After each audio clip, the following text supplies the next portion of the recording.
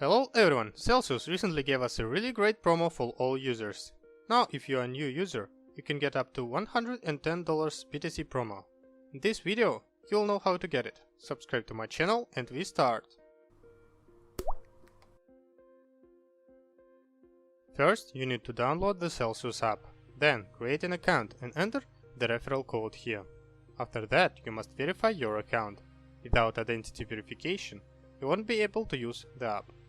The referral code will give you $50 in BTC when you deposit $400 and hold it for 30 days.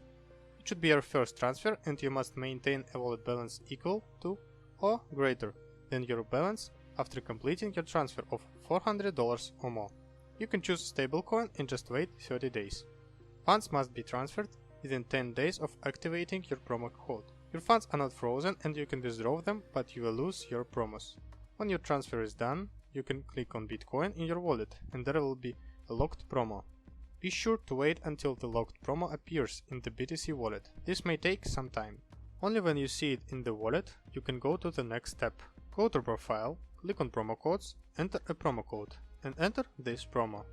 This promo will give you $50. For this promo you should deposit $200 USDT or USDC. For this promo, only these two stablecoins will work.